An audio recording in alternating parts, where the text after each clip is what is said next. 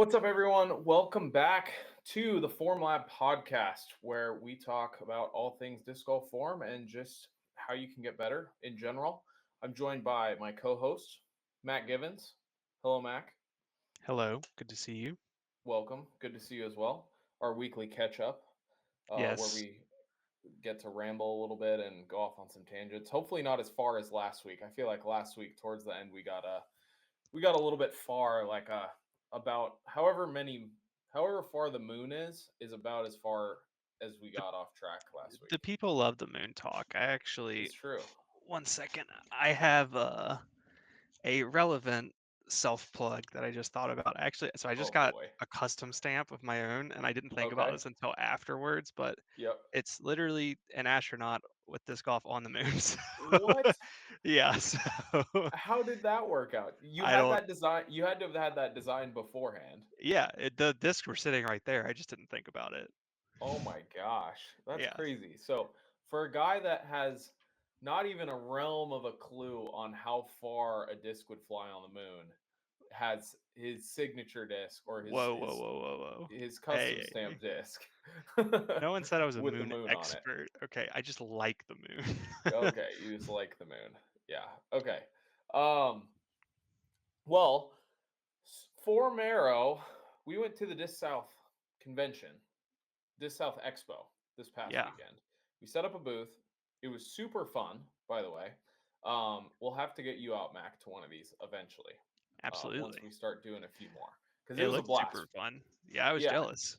we had a good corner booth, like where we were had plenty of room, set up a Mhm. net, had people throw. Basically, what we did was, have you seen those videos on Instagram or YouTube of people doing the oh, if you do this many pull-ups, you win a Yeah, dollar per yeah. pull-up, or like that kind of thing. We basically did like a beat your speed, win a prize challenge. So Yeah, anyone could walk up, they named the speed to try to beat, and then if they beat gotcha. it, they won like a little bit of a prize. It's like the golf thing with what's your carry? Like how far do you carry? Yes, Okay, exactly. Where people are in, yeah, in like a golf shop, and right. someone comes up to them, is like, if you can hit your driver this far, you win it, or like Yeah, that kind of thing. So that's basically what we did. We had a bunch of okay. people. Our booth was busy basically the whole entire weekend. Saturday morning, especially. Like, I feel like we had Yeah. 40 people, 50 people like hang out around the booth the Uh-huh. whole entire day, like whether they were in line or like watching. And um, so I I think it saw was a you in lot of, like a classroom or something. Did yeah. you give like a seminar? Yeah, so I had a seminar spot for an hour as well Okay. that I just completely did on a whim. Like had no real Okay. plan for at all. I was like best case scenario for me to do the seminar is just ask a few people from the day of Yeah. if I can use their form in the seminar to do like live form reviews, and Gotcha. just go went in there, didn't even look at the videos prior, just pulled Okay. up the videos and started going. Just Um, flying by the seat of your pants. yeah, exactly. And it actually worked. It went pretty well, Yeah. but I was I haven't done public speaking probably since high school. Obviously, I've Okay. been in front of the camera a lot with YouTube. I've Right. done signatures, talked to fans. I'm good around people, I feel like now, but I Yeah. haven't done a sit down lecture It's talk to different. people since high school, doing a presentation in front of a whole class. And Yeah. so it was just funny, and I think I covered a lot of really good information. Some similar stuff to what we've covered on here, Yeah. but it was so funny because there was a few people, and they'll know who they are because I kind of mentioned it to them after, but they were so intently watching me that I just every time I looked at them, I was like, either these guys are just completely invested in everything I'm saying, or wish they could walk out of the room, you Or know? they're psychopaths. Yeah, that's on the list too. The secret But third option. there was there was a few people asking questions, a few people smiling, but most people were just stone cold, staring into my soul the whole time, which makes sense. But I was just so every time I looked at someone, I was like, oh gosh, am I just absolutely bombing right now? But then everyone loved it, big old round of Okay. applause after, a bunch of So people came you up talk to me, it went well. So you just did like the live form reviews? Did you do like a Q&A? What? So it was like a live form reviews with a Q&A like as we went. So Okay. basically at the beginning I just told people like there's a few forms from people today Yeah. and that I'm going to be breaking down. If you have a question at any point, blurt Yeah. it out or raise your hand. Like That's a good basically way to is do what. it, honestly. Yeah, and it was great. Like there was a lot of really good questions. We touched on a lot of great points. Like I had basically like the TV next to me, and then I was just on my computer, like basically doing what we do on here with the Yeah. form comparisons of just like breaking things down, talking about it, and then I would like stand up for a few things, demonstrate a couple, and then like sit back down and then do it. But there was a lot of really good questions asked, a lot of really good engagement.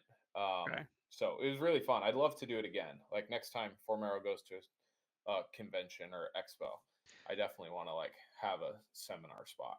Okay. Yeah, it looks cool. So, on the like guess your speed thing, I'm curious, how accurate were people at guessing their speed? Were they like wildly overestimating themselves or Yeah. Um. I mean, I think on average, everyone was pretty accurate. There really? was Okay. honestly most of the people that we had never thrown on tech disc before, That was had my no next idea of question. what their speed was at all. And so by the end of it, I got really good at guessing people's Yeah. speeds. Yeah. Some people were like complete sandbaggers, like, or just, I guess, had no idea. But this one guy came up, like, taller guy, probably like 6'2", 6'3", like, kind of lanky, looked like semi athletic. And he was like dead convinced that like he could like he was like 50 like oh I Yeah. think I could probably throw 50 and I was like Yeah. okay like you never have a clue. 80. First rip 69 Yeah, that sounds about and I'm right. like oh my gosh, and then he ended up breaking 70. He's the fastest thrower, like non-pro thrower, because there were some pros hanging out like Noah Okay. Meinsma threw like 73 and a half. Yeah. There's a couple other guys walking around, but this guy was the fastest non-pro thrower, and he threw like 70.8 or 71 something on a backhand, and then was like, oh, can I try a forehand? And he was like, oh, this one's a little bit slower, Yeah. through 69. Yeah. Like, oh my gosh, dude, like how is this happening? Yeah, forehands are really interesting when you look at the numbers because they're typically a little faster, but much slower on the rotations, Yeah, which I feel like was opposite of what like general convention was for before Tech Disc and the stats came out. I think everyone kind of thought like, oh, forehand you can put more rotations on it because you're getting more wrist action, but turns out yeah. not the case. Well, I think a lot of people like have a misconception of like spin creating turn, you know Hmm. like people think that if the more the disc is spinning, the more understable it's going to fly, Right. where like actually it's the opposite. Like Yeah. the the more it's spinning, the more it's just going to stabilize itself, where it's going to have less turn and less fade, At whereas a the lower very spinning disc least, is going to have more turn and more fade. yeah, at the very least, it's holding to its actual flight characteristics longer. Yes. And the stability is due to the actual speed, the relative speed of the disc, right? Yes. Because headwind, Yeah. tailwind, all that stuff. Yeah. Yeah. For sure. But yeah, you make a good point that like I think since tech disc has been around, people are starting to understand what things do Hmm. a lot more, like what numbers make a difference, uh, and how nose up everybody That is throws, true. basically. Because despite like no matter the speed, all the people we had this weekend, I think there was less than 5 people who were like throwing nose down because we gave everybody at least 2 shots, and so Yeah. most of them like were all nose up. Honestly, most of them were more than 10 degrees nose up, which is So when you say obviously nose very nose down, up. are you considering it has to be a negative number for it to be nose down, or are you considering near neutral? I'm saying negative number. Interesting. Okay. Yeah, I have because a and this rant is on this one day. Maybe not today, okay. but one day.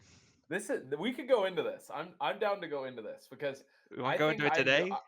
Yeah, I say we go into it right now because I think I have like an optimal nose angle range that I think is good, but I Yeah. don't know if everyone agrees with that. Or and I think a lot of people just think the more nose down the better. Whereas and maybe it's because I have an issue with throwing what I think is too nose down, that I Mm. think the optimal range is within a certain um whatever, Yeah. certain bracket. But I'm curious to hear your thoughts.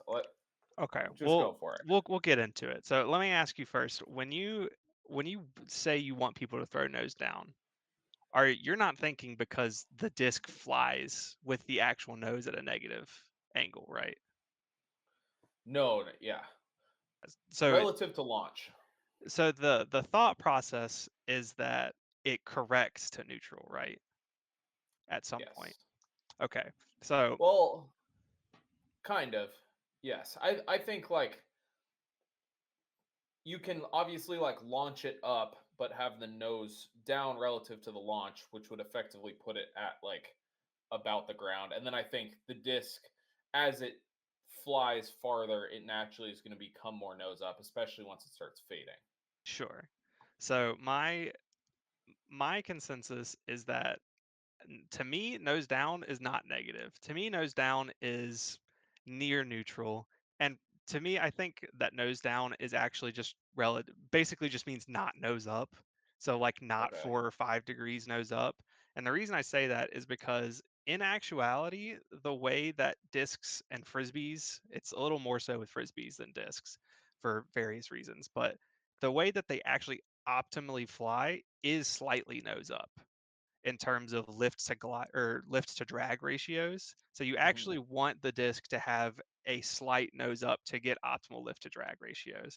And Yeah. so I understand the efficacy of saying you should throw nose down because I understand the correction mentality of it'll correct itself to around neutral. That's good. But Hmm. I also I think I hear a lot of people saying like the more nose down, the better.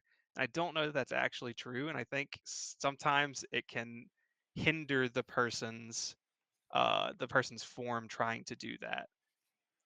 Okay. I don't know if I completely agree with the hindering the form, but I do agree with the nose down because as someone who like my natural like my stock is about 11 to 12 degrees up on the launch angle Yeah. and around 4 to 6 degrees. I mean, really like 5.5 is like my probably stock nose down of Yeah. my throw. Which obviously, if you combine those two numbers, that's still technically nose up. Yeah. But um, I have the issue of sometimes I'll throw if I like shank it or if I try to, like I can throw like 11 degrees nose down, 10 degrees nose down, like pretty easily, like Hmm. without really trying. Like if I just like accidentally like whatever, do Yeah. something with my wrist, like point my wrist down a little more. It's like way nose down, which makes it basically impossible to hit any ceiling at all. Like if Hmm. there is a ceiling in range, if it's 30 feet in the air, it's 40 feet in the air, I can't hit it. Like I can't go under it without hitting the ground. And so I think the optimal range is like somewhere between 1 degree nose up and like 3 degrees nose down. 1 degrees nose up, 3 degrees nose down. Yeah, I'm never gonna say that's a bad range. Yeah, Um, yeah, I'm personally of the mindset that if you can just be around zero all the time, like that's great. Because yeah, the in terms of the actual physics of the disc, it's not going to fly it with a negative nose angle, right? And I think even I've had this argument with my buddy Corey. So if you're watching Corey, shout out very recently. But yeah. you said something similar to what he said, which was, well, if I throw with a positive launch angle but a negative nose angle, so say you throw 10 degrees launch angle with a -2 nose, right? So then you're Yeah, saying relatively it's 8 degrees, yeah. but it's relative to your launch angle. So in actuality, the air is affecting the disc relative to 10 degrees, so it's going to correct the nose angle to 10 degrees. Uh, There's a lot of degrees. I Okay, understand. rephrase that or something and say that I again. I'm Because saying instead of the disc being relatively 8 degrees because of 10 minus Yes. 2. It's actually that the disk is correcting from -2 from the -2 degrees to 0 because the disk is flying relative to 10 degrees. And so Okay. aerodynamically, the disk doesn't want to fly nose down. You're pushing the back end of the disk down to at least flat. Interesting. Interesting. Um. Okay. I've never thought about it that way. I guess that makes sense. Uh, I would. The only thing I would like, I guess, how long do you think it takes for that process to happen? I Like, think is it's that relatively instantly. okay? So then I disagree because I have videos of myself of me starting the disc like 10, 15 feet off the ground, Mm. and it just like and it a dead flat shot, just Uh, straight nose diving into the ground. You're So like saying it goes like that? yeah, just straight up like the back of the disc is higher than the front and it goes straight down into the dirt. Right. It's not, that's because that's not how discs fly, right? Like, because the disc can't fly with the nose down. So then I see what you're saying. You're saying it's correcting to the downward angle. Yes, that's what I would think. Because I think too like just the way I see my shots flying, like I could throw with a goalpost, probably I don't know, 40 feet in front of me, Yeah. like a soccer goal, and I think I could like throw over that goalpost and just like with a flat overstable shot, and it like actually has like a down to up or up to down flight Okay. path. I can't say that I've ever personally witnessed this. Um, Okay. my guess, like all things, it's probably a little bit of both. Yeah. As a compromise, it probably Yes. there's some sort of, tipping point where it's not correcting it. This is just the new trajectory of it. For But I sure. think when we're talking about like 1 to 2 degrees, I would contend that it's pretty much just going to immediately shift from like here to here. I would agree too. And I don't think it like I think you have to be like severely nose down with a like lower than optimal launch angle for that nose angle Yeah, to have to like even see it like be any difference because it's yeah, like the problem like when I've seen it happen to me in the past is it's probably like like my average is like 11 degrees launch and 5 degrees down, and mhm, when I've done this it's probably like I launch it at like 7 degrees up and throw it 10 degrees nose down. Like right, it's yeah, basically just like when the nose angle is more negative than the launch angle is positive. I yeah. think that's where you like actually see it be an issue. We gotta get the slow Um, mo on this. Gotta get a yeah, slow mo camera. yeah, we need to have Anthem film Exactly. some super nose down shots because I feel like the most nose down shots ever thrown have been people like experimenting with the tech disc into a net, so we don't even like get to see the flight Yeah. or anything.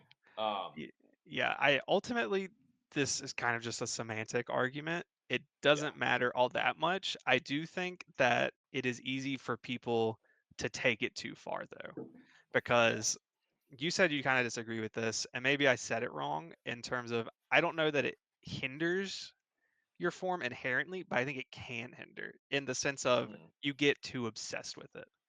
Right. And so you get this idea of like, I need to throw more nose down, more nose down, more nose down. And this is something that I have seen online from people saying. And it's like, well, you're spending time working on this thing that isn't actually helping you at the end of the day when you could be working on the 10 other things that you need to work on. And, if you get to the point that, all right, I'm just focused on nose down, maybe you're cocking your wrist too far down. Maybe you're getting a little bit of a like, dipping motion on your pull through. Yeah, that's a very yeah, extreme example, but I yeah. think it lends people to focusing on something that they really shouldn't be focusing all that much on. Kind of like the off arm to me.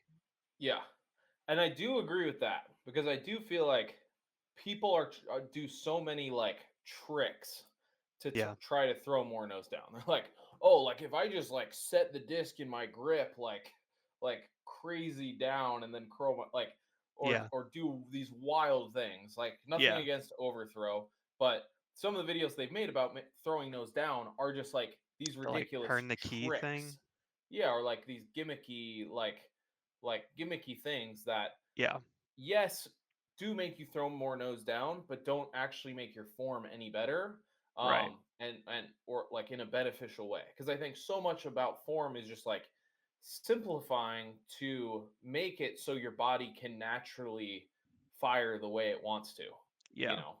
And I think so many of the nose down things are just like gimmicky tricks.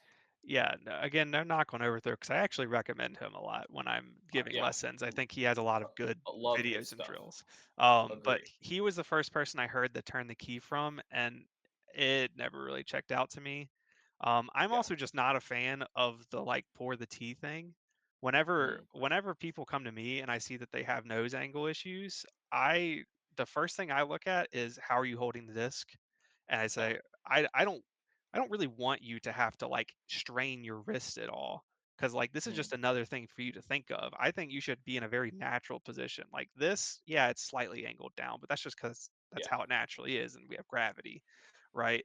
And so I think it's a huge portion how you hold the disc in your hands. If you've never seen the trick, I always teach the from the middle of your fingers of your pointer and your middle finger and go Yep. down to your center crease and then just naturally um, cup your fingers around it. And then I Yeah. always say if you can hold your arm parallel to the ground and the disc is flat, your grip's fine. All Yeah. right. And then if you still have problems, it's probably an issue of swing plane. You Yeah. know, you're either have not a flat pull through or you're dipping somewhere with your lower body. Like the problem is elsewhere. So if you're doing these tricks of turn the key or pour the tea kettle or whatever, you're kind of just putting a band-aid on the actual problem, in my For sure. opinion. Yeah. No, I totally agree with all of that. And I think that's kind of an issue across all form is, people want the quick fix, Yeah. not to like actually put in the time that it takes to actually make the difference in their form. They just want the 1 minute, like, okay, let me watch a YouTube video, let me go do this one thing, and my game Yeah. is fixed forever. Yeah. Which, hate to break it to you guys, not the way that works. This is the importance of a form coach. Yes, yes, absolutely. Check out Formero. Check out Formero. Um, let's jump into we got a little Kristin versus Paige I'm excited for comparison this today. one. Yeah, we're bringing in the FPO. They have more similarities than I thought they would when I Yeah. first pulled them up. So Some let's go similarities to ahead. some previous players we've looked at. I don't know if you noticed that, but they kind of had Okay, similarities to the same player in different ways, which I'll talk about. I'm interested to hear what this is because I don't Okay. know what it is. Okay, here we go. I'm just gonna play through. We've got Kristin first, and then Paige. I'm just gonna play it through, and then we will talk about it kind of as we go. Feel free to stop me at any point, Mac. All right. Might have to reload this. Yeah. Okay, just a second. Technical difficulties, folks. You can start talking about what's the which player do The you think they player, have the Kevin. similarities All right. to? Kevin Jones. Can you pinpoint what I'm talking about? Interesting. They both have to do with lower body. Okay, I was gonna say that would be the only thing that I could think is similar Yeah. would just be the straight up like how the lower body moves. So Um, the first one with Kristen, I think, is pretty obvious when comparing her to Kevin, which is the fact that they both have a little bit of a hop. okay, So if we look for that in their throw, yeah, as we go through here, okay, here we go. Okay, here we go. here's Kristen. So watching that lower body, she has a little bit of that same very legs oriented throw, and she's got even more of a pronounced hop than I think Kevin does, where she's distinctly fully airborne at times. Hmm. Is this lagging for you the same way it is for me? Yes, it is. Okay. I didn't know if that was just on my end or not. Okay, let me pull this up a different way. We'll get there eventually, folks. Yep. But yeah, so with Kristen, I saw the similarity with the kind of being airborne, getting that momentum shift, a very exaggerated momentum shift that way. Uh, but for Paige, I saw the similarity in a different way. I don't know if I want to hold you for, I guess I'll just say it. Um, Go for for it. for Paige, I saw the similarity in her brace. So something that we were both a little bit surprised at least I was, with Kevin was how long he stays braced through the throw. And Paige has a very similar thing going on there where she is maintaining that brace a really long time and Okay. gets her hips really Yeah. far through, but kind of in signature Paige, she leaves her back hip behind. But we got Kristen playing, so let's talk about her. Okay. I'm just gonna reset this. Okay. Hopefully this works this time. I feel like one similarity that I noticed, just like you said in the lower body too, is I feel like both of these ladies have like a very low level in their throw, especially to start with. Yeah, They're not like a super, like up high throw. yeah. What are your thoughts on the hop? Gosh, this isn't working. Um, I think it can be done in a way that's good, but I wouldn't say it's something that I would teach or that I think is like very repeatable. I Uh, agree. and and Kristen, really both of them I think have, but mainly Kristen has one symptom of a hop that I think is tough. Um, She's very bouncy in yeah, comparison to Kevin. Um, Kevin was almost a little bit of like a gliding hop, if that made sense. He stayed yeah, very on level, upper body wise the whole time, where Kristen is moving from down to up, back to down. yep, absolutely. Um, We okay, may, I got to pull this up a different way. yeah, we may have to And then, switch over to the YouTube.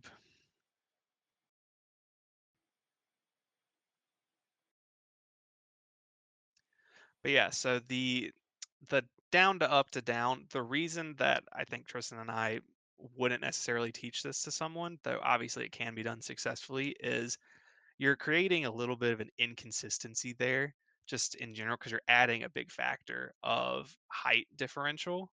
And so yep, as you're moving down to up and then out up to down, you're all of a sudden changing the angle of your swing plane. And so you're having to correct a bunch. for sure. Yeah, I think, yeah, just like you said, changing that level, it gives there's so much more correction that needs to happen to like keep the swing on plane. And we've talked about it so many times on here of like the I guess keeping the disc on a similar plane to the ground. And you mentioned Yeah. it earlier, like with the nose angle, like if you are gripping it in a way that can actually keep the disc on the same plane as the ground with Yeah. your arm, then you are set up to like do well. Yeah. And if you can't do that, it just makes it really tricky, Right. mainly. One way to think about disc golf is just your this is similar to golf in the if you know who Ben Hogan is. Yep. And he was kind of the like founder or the person that made this idea very popular, your cone of misses.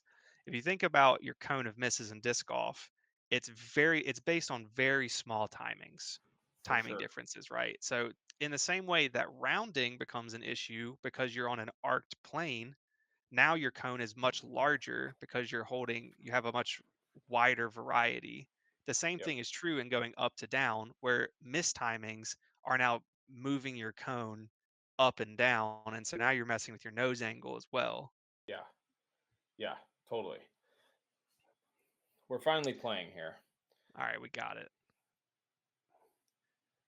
So what are some Here's key points Paige. that you see from Paige? So a couple things like just that I noticed from both of them is once they actually go to pull through, both of them have the disc pretty high in Yep, their I in their pocket. Um, I know the same thing. and so here's this actual peak reach back point. or right before or as she's pulling through, Kristen swoops it up really high, Yeah. which is obviously something that I think is crazy from like basically the best women's player we've ever seen, True. or one of the two best women's players we've ever seen. And then the other one is Paige, who also does a similar thing as she goes to pull through the power pocket. Yeah. She's super high, like the disc is so far above her elbow. Yeah. And I do want to mention that I think part of this could be just from the female anatomy. Yes. They have more to get around in their chest, Yes. and so they can't pull through on the same level as the men can. And For I sure. think that does definitely affect it. But I do think both of them have other things in their throw that are also causing this. I don't think Yeah. that anatomy piece by itself is the issue.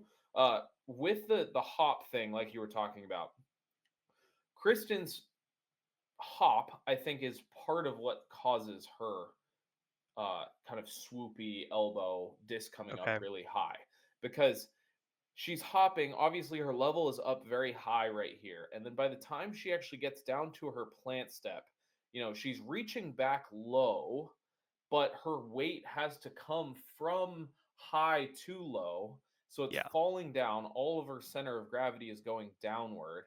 And then she's going to pull through, but now all of a sudden the disc has this low to high momentum Yeah. from on her reach back. So as she's getting to her peak reach back, the disc is obviously very low here.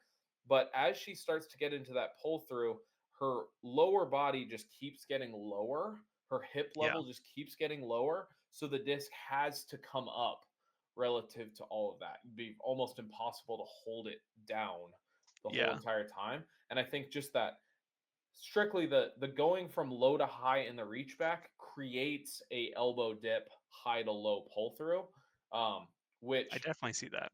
yeah, which is part of the reason. One of the main things I teach is have like starting with your power pocket up and your elbow high, and trying to get in the position of going low or from high to low in the reach back will then make you go low to high in the pull through, which then equates Yeah. to a more nose down uh, throw overall, or at least a more on plane throw. Yeah, it's interesting because I do see the merit of what you're saying with the hop being a reason that she's so high, but not to belabor the point too much, but obviously, women have different anatomies. This was Yep. historically a problem for, I think, Valerie Jenkins, Yep. who, if I remember correctly, has a pretty low pull through. Yeah. And like very So, swoopy, roundy kind of yeah. pull through.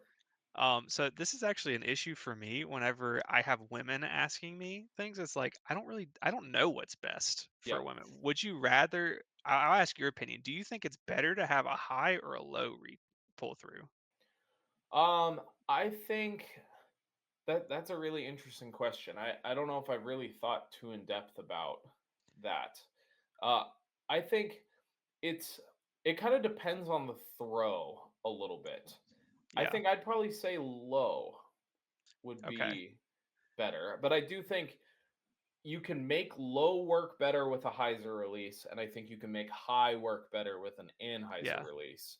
So I think that definitely is a factor. Uh, Yeah. just for my comfortability, and because I'm more of a Heiser thrower, I think that's what's making me think low. Is just Yeah. because that's what I feel like is an easier realm of possibility than the So high. one thing that I just noticed that actually kind of almost sways me the other way. If we watch it, Kristen's like power pocket is we stop right there. She has her arm is obviously angled down, her forearm is, Yep. but if we look at where her elbow is driving from, it's Yep. actually driving from a pretty powerful spot that Yeah. you would see as like a what I would teach. Yep. So she's almost getting that actual elbow and shoulder angle to drive on, the optimal one, but she's just moving her disc out of the way up Yep. here, which I think is interesting. Obviously, that has some nose angle ramifications. She's got to Yeah. correct at some point. But in terms of power generation, she's able to actually pull through, at least for a little bit, on that optimal angle.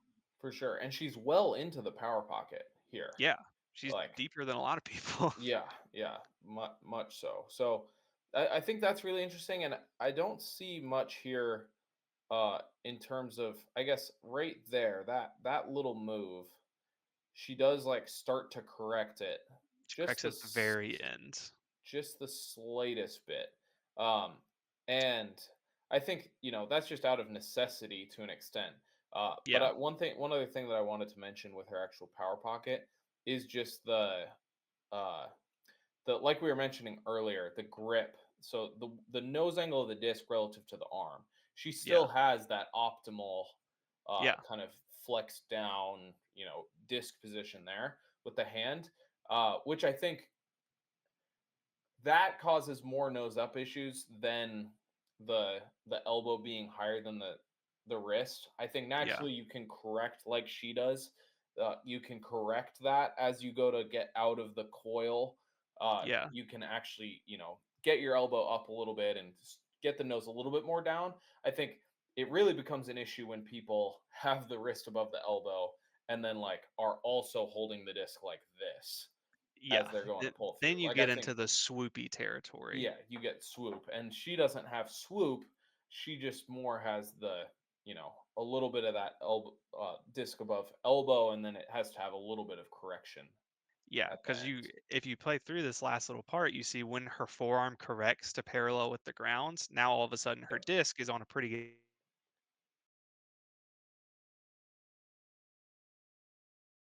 nothing crazy. I think I might have lost you there for a second, Mac. Oh, can you hear Sorry. me now? Yep. Okay, I was saying in general, I think Kristen has a little bit of a nose up release, but nothing Yep. crazy. Obviously, it's Kristen. She does amazing with it. Yeah. Um, but because she maintains that optimal angle relative to her forearm, when she corrects it, she's actually in a pretty good spot. Yeah. Totally agree. Let's go over to Paige now, who I think has some of the similar issues. Actually, she obviously doesn't have like the true Yeah, hop. Her level doesn't come up nearly as much in her hips or her shoulders. Uh, the one key difference with the reach back is I think because Paige is so much more over, so like bent over or hinged at the waist on more of like that hyzer angle. Uh, I think yeah, her high reach back is almost more of a like a slight round, more so than like Kristen's obviously more upright yeah, and has that like the bouncy dip yeah, or bouncy kind of flare up with the disc. Where I think Paige is almost more of like a rounded high reach back, and she also has the disc so much on that like hyzer angle at peak reach back. I mean, the disc looks almost vertical here, which is yeah, crazy. And then, yeah. Kind of. I don't know if you see this either, but kind of gives me almost like Nicholas vibes a little bit yep, yep, very much so. And it's in terms funny of the because, super bent over. Yeah, yeah, and it's funny that you said Kevin because when I was thinking about Paige, I was thinking more knee class, but then when I thought about Kristen, I was like, Kristen has no knee class at all besides being from a similar part of the world. Uh, yeah, but the lower body yeah, from Kevin and both of them definitely shows. When Paige goes to pull through, though, you can see she gets to like a very similar spot here to what Kristen was. Let me go back just slightly. yep, So, not quite as exaggerated as Kristen is. Still a little bit up. Once again, yeah, disc relative to forearm is still like golden position. Uh, but obviously wrist above elbow. yeah, But I think Paige corrects it more than Kristen does. Like once Paige starts to pull through, she really right. gets like that hinge there. Really makes the disc look pretty nose Hmm. down or neutral. Far more nose down than it looks like she should be able to.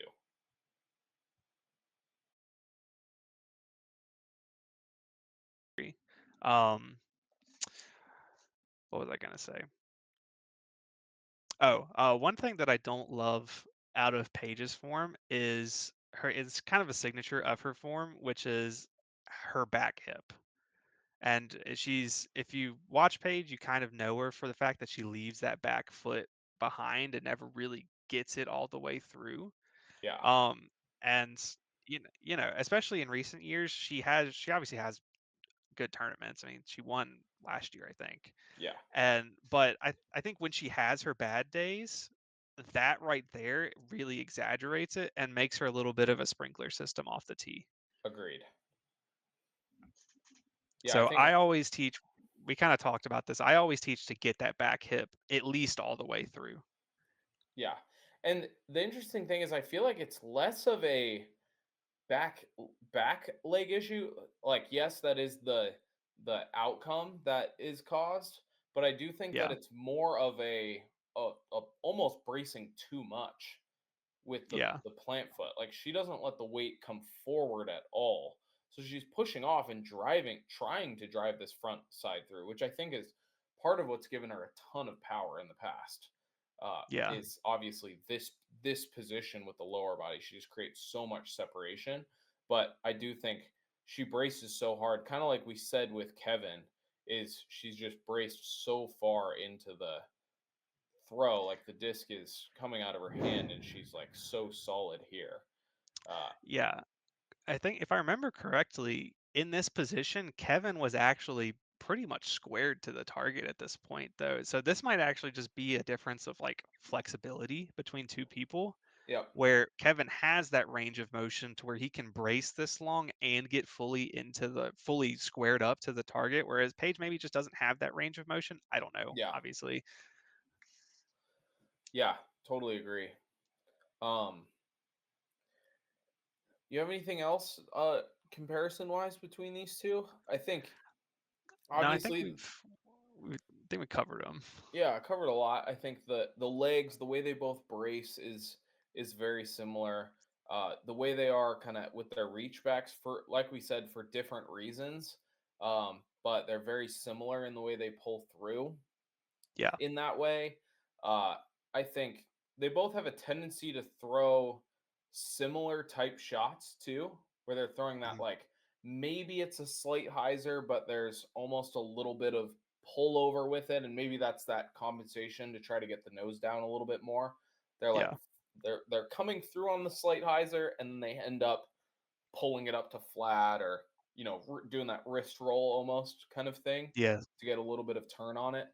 Uh, but it's super interesting. I mean, obviously, I think they're two of the most powerful women's players we've Certainly. seen. There's Most obviously some certainly. more that are more powerful, like I guess like Haley King or Holland Hanley or We'll have to look at Evelina at some point. yes, absolutely, because Um, Evelina has a lot of power. a lot of Yeah. power and a big swing. Um, real quick before we move off of the videos, a Yeah, question from the chat: is there a point in suitcasing the disc like Double G does? Now, I'm not sure I know exactly what he's talking about. Maybe you do. yeah, I do.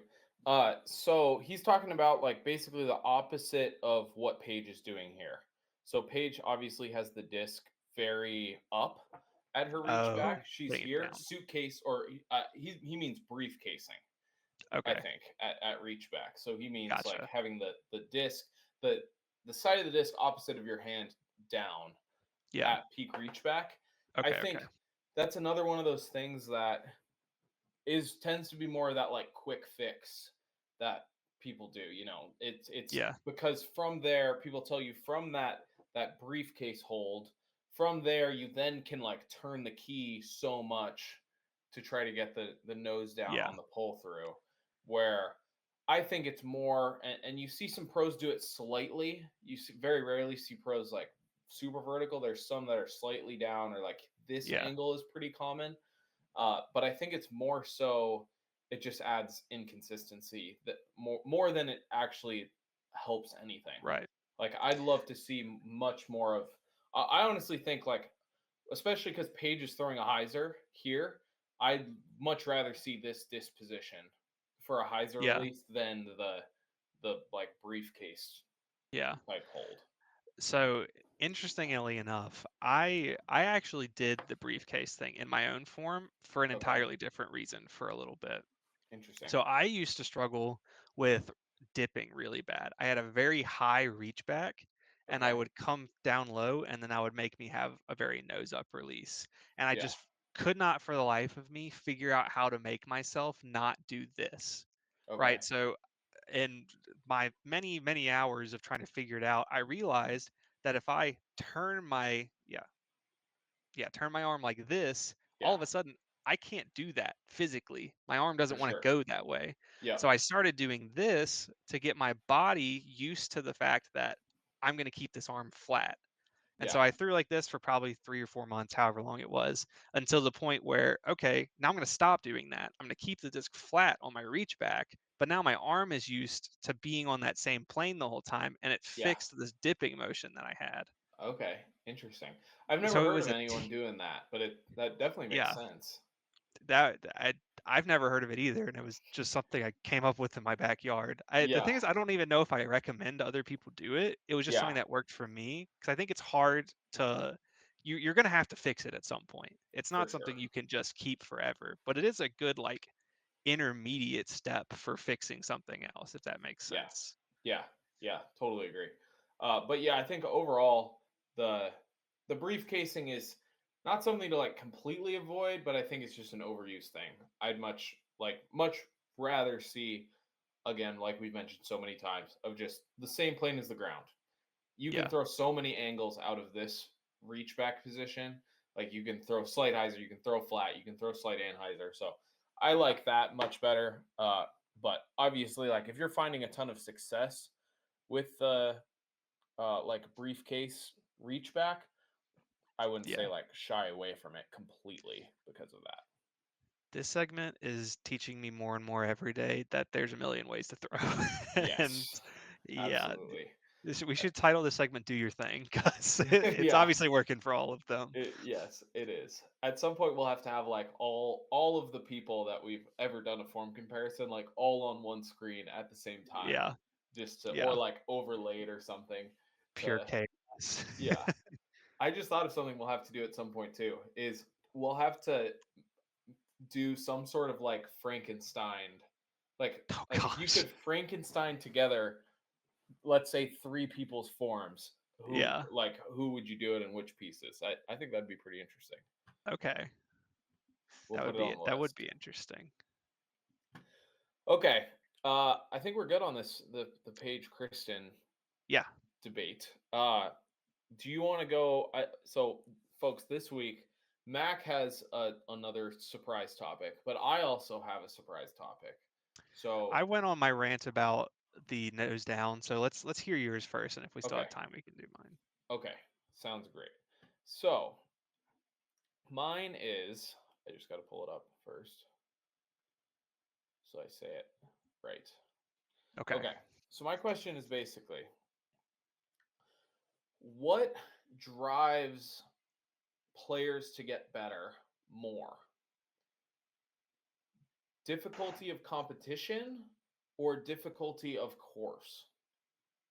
Mm, Because I feel like I learned to play in Colorado where I wouldn't say the difficulty of course is necessarily very hard.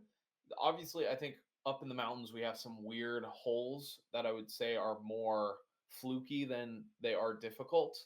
Uh, okay. but I'd say Colorado has very stiff competition, not necessarily in the way of like just a bunch of pro tour players. Obviously, a bunch of pro tour Right. players have came from Colorado, but there's a bunch of like 920 to 950 rated players that could Yeah. average 1020 for the weekend. Yeah. So the competition is really stiff, which I feel like drove me to be better. Yeah. So I'm interested to hear your take on this because I feel like it's more players than course, but I think I it's I could go think I either way. agree. I think I Okay. agree. I think it does depend on what kind of person you are.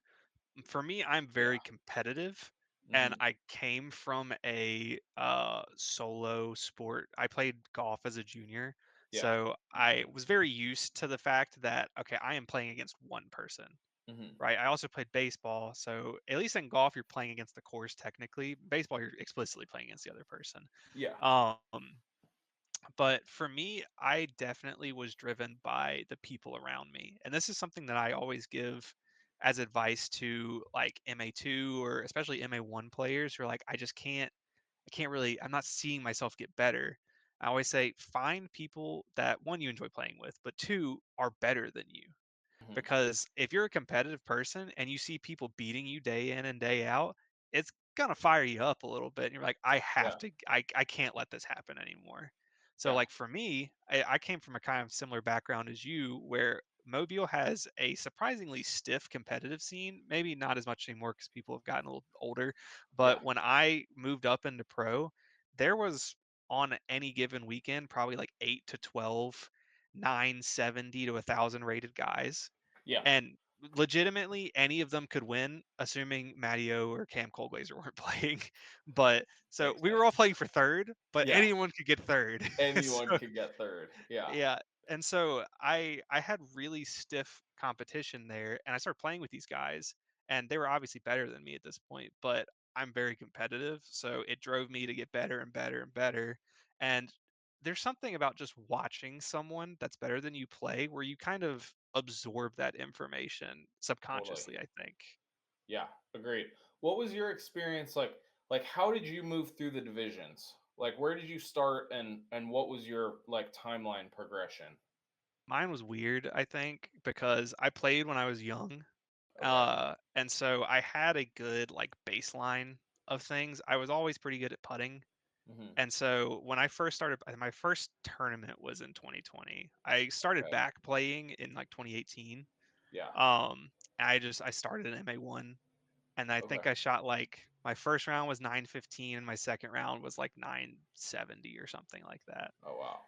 And so I started in MA1, stayed there for probably like a year. I got like 2 wins in MA1, and I was like, okay, I'm going to MPO. And then I didn't Yeah. cash for like a year, and then I started Nice. cashing a little bit, Okay. and then I finally won one. So it's Yeah. like, a lot of people I think traditionally start like, oh, MA3 and then move up. I just kind of started MA1 and then went to MPO pretty quickly. Okay. Yeah. That's really funny because I did the same thing. Okay. I didn't start playing when I was young. I started playing my senior year in high school. Uh, Yeah. so I started playing May 2017, and then uh, I guess, or March 2017, and then October 2017, I played my first tournament. Uh, Absolutely bombed. Like played terrible. I think Yeah. I averaged like 850 something at my first Okay. event. And then like or 860 something. And then my second event I played like 2 weeks later and averaged like 850 something, even worse. Uh and had like no clue what was going on. Yeah. And then about halfway through the next season, I was like, my rating was going up super fast, and I played like 12 or I I think it was 12 MA1 events through 2018. Got one win in MA1, shot my first 1,000 rated round as like a 907 rated player or something stupid. Like Yeah. like something crazy. Uh and then decided to just like play pro. I was like, "Oh, like I got to win, time to go pro." Like Yeah. basically. Like here we Yeah. go. Which like hindsight is like one of the best decisions I ever made because I went from like I like got a win in MA1, but I was like very much like a middle of the pack MA1 player. Like Yeah. I was not good in MA1 Right. by any means. Like when I moved up to pro, everyone was like, oh, like he's Oh, just are doing it you for one of sure? he's just doing it for one event and then he's gonna come They back. said, Like, "Thanks for the donation, buddy." Yeah. yeah, exactly. And then I like went on to cash at like the majority of the open tournaments I played the rest of the season. Uh Yeah. and like had some like crazy rounds and stuff. But I think so much of that experience for me like pushed me as a player towards where I am today just because of the like playing with better players is a completely different game. If you're playing with Yeah. MA4 players all the time, you just have no idea what is even possible.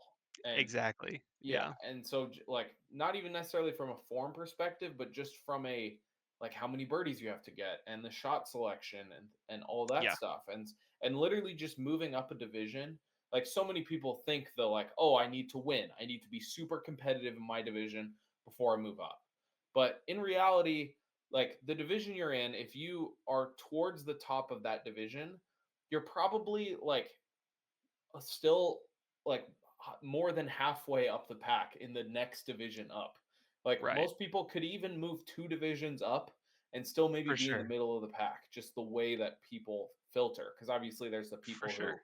just should be playing MA3 and are playing open. There's always Yeah. going to be those people. We Uh, appreciate your donation. yes, yes, exactly. But I think there's so much about just pushing yourself, and then for me, like Totally. after I had that success at the end of 2018 for like just open, I was like, oh, I'm just gonna go on tour now, Yeah. which Right. Ah, little crazy, like yeah. definitely a little insane. Uh, Yeah. but there's definitely something to be said about just moving up and playing with a better player and pushing your game and just seeing what's possible more so There than there's anything. there's also a learning curve, especially in the jump from MA1 to MPO. And you kind Yeah, of touched on this a little bit, a learning curve on what you can do versus what you need to do.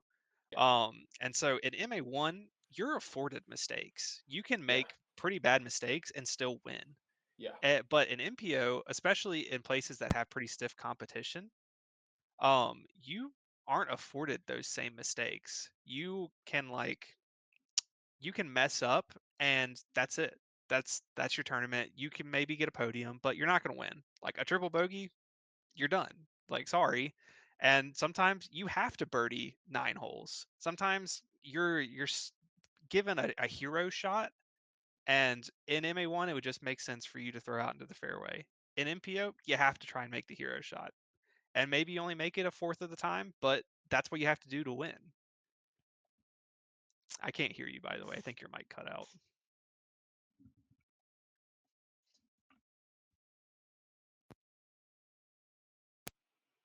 let's try that. Can you Okay, hear me I now? can hear you. Yeah, I Okay, can hear you now. sorry about that. You're okay.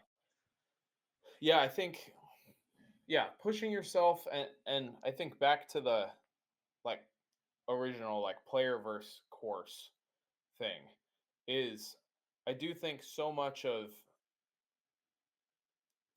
the players being good, it doesn't even matter the course that it's on because obviously if it's a super easy course, like to win MPO, you just have to birdie 14 times, like and get no Right, bogeys. right. Yeah, right. Your mic cut out again. One,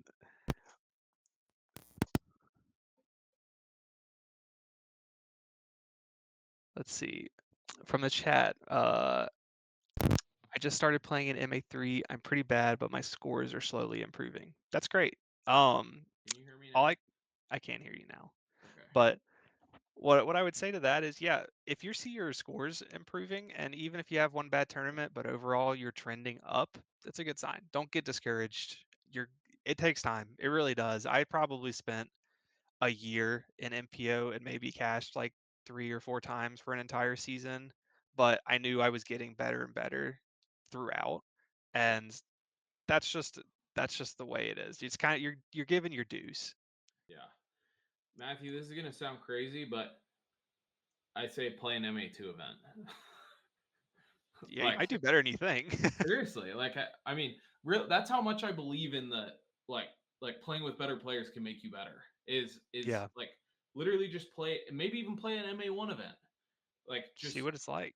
yeah, y- yeah, you'll just be around people who know how to play well or know how to play better, and like just from my experience of never playing anything less than MA1 is and really anyone that I feel like's really like gone pretty far or gotten to a great skill in disc golf pretty much Yeah, just started playing MA1 or like they just had this like delusion or yeah, whatever it was yeah. that made them do it. But I do think Matthew, maybe just try playing MA2 or MA1 and see how it goes. You don't have to just like full on commit and say like I'm playing MA1 for the rest of my life, but go play Try it one out. and then go back down and play the other event and it'll be fine.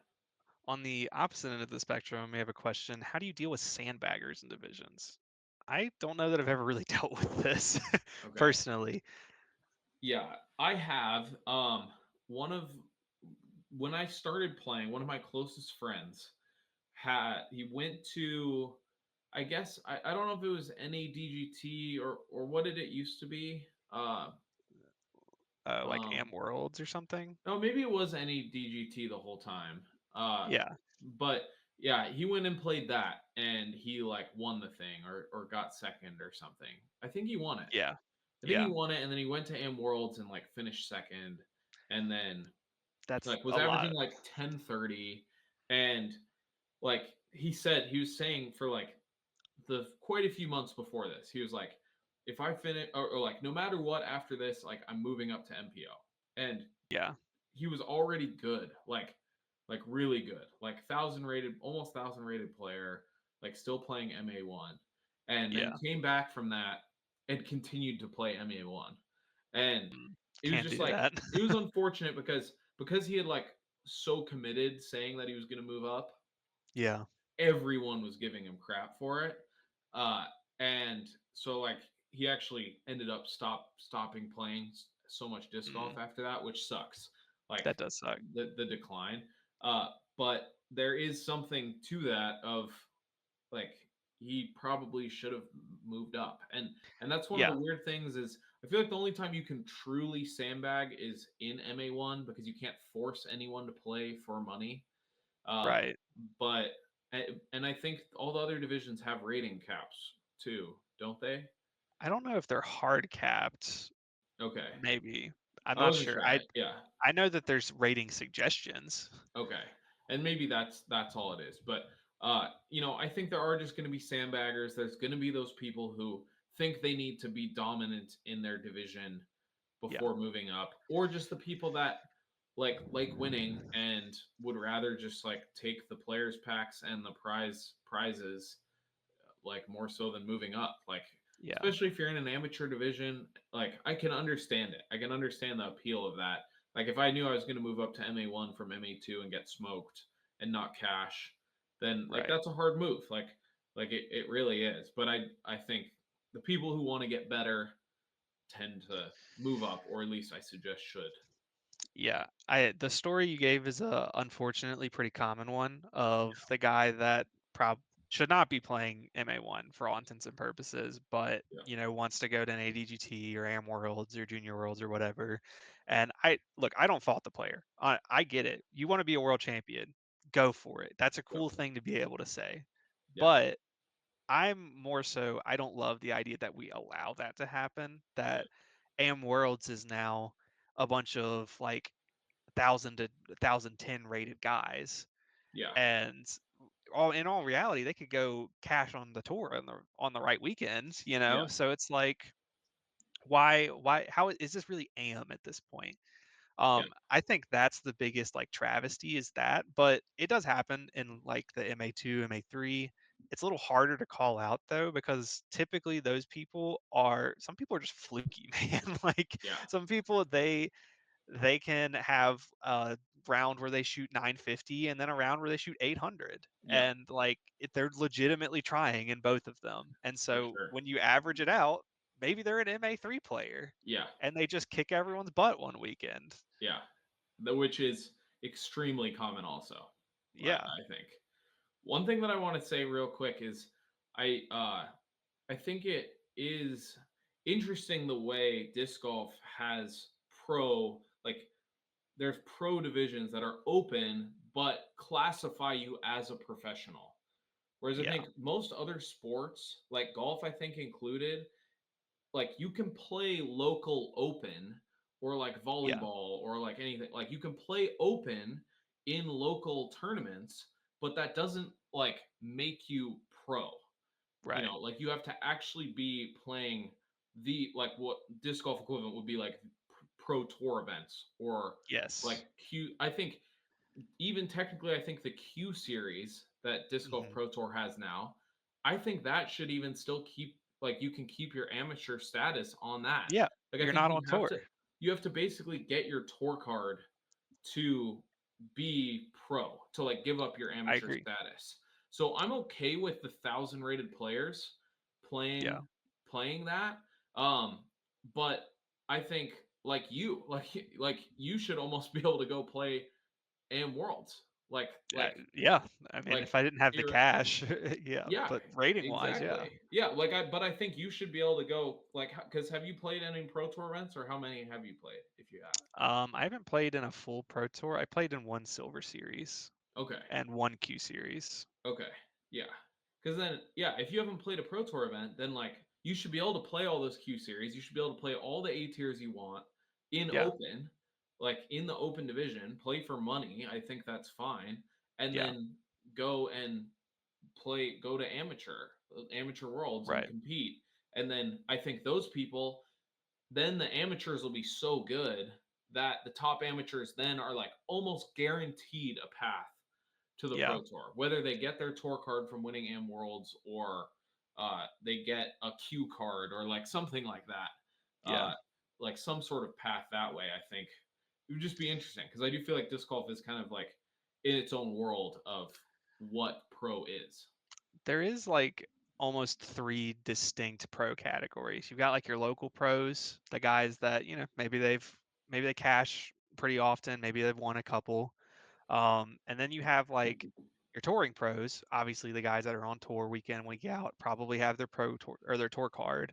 But then Yep. you have this weird third category of like semi pros Yeah. where I probably fall in, where Hmm. I've gone and played these events. I'm gonna play some this year. Yep. I'm obviously not fully on tour, Yeah. but I'm not just like the local guy that just moved up Yeah. to MPO. Yeah. It's So like the like, like regional pros, but like I understand what you're yeah, saying. Like the yeah, guys that are like on the cusp. right. They could do good in the higher end. They could also do bad in the lower end on the wrong weekends. Yeah. So it's really interesting. It's kind of criminal that we put them all under the same umbrella, honestly. It's true. And I roll so hard when I see the like unironic professional disc golfer in your bio if you're Yeah. like 950. I'm sorry if that offends any of you, but like, It guys, should. guys, It come should. on. Yeah. Put Agreed. some quotes. Take after me, put some quotes around it. No one will blink an eye. Is that what you have? I haven't even I seen have that. I have professional disc golfer in That my is bio. awesome. I Yeah. mean, yeah. Really, most professional disc golfers should have, like, even the Tour Card Pro disc golfers should have Yeah. like quotes around it in their bio. That's Yeah, hilarious. there's not that many people that are like, I'm a professional disc golfer. Yeah. Yeah. All right. Do you have any closing thoughts on the episode before we wrap it up here? I'm happy that you got to go to Disc South, and Oh, I thanks. hope that we got a lot of new faces to Formero from it. Yep. And if you've for some reason never tried Formero but found this podcast, go give it a try. Go find Yep. yourself a coach that you like. We have our own little personal coach bios in there, so shop around, see which one catches your eye. Yeah. Um, get an order. It's not going to hurt you. It's really Yeah. not that expensive either. So Yep. Agreed. Yeah, I mean, personalized help. Obviously, we can talk about form as much as we want on here, but yeah. personalized help is really how you get better. So go check out Formero. Go move up a division. Go give it a try. Go, you got to do it. You got to do it. Yeah, Especially you, Matthew. we're you've rooting left for all you, these Matthew. comments, Matthew. I think you can do it in MA2 or MA1. Just give it a go. We believe in you. If you Um, do, tag us in your tournament results, good or bad. Please do. Yes, I would love to see it. That'd be great. Okay. Well, thanks everyone for tuning in to the Form Lab podcast. Once again, leave all your questions. We didn't get to any of them today, but leave your questions in the comments below. We'd love to see them. Follow Formero over on Instagram. Go check out Formero. We'd love to, see you over there on the app. But thanks for tuning in. See ya.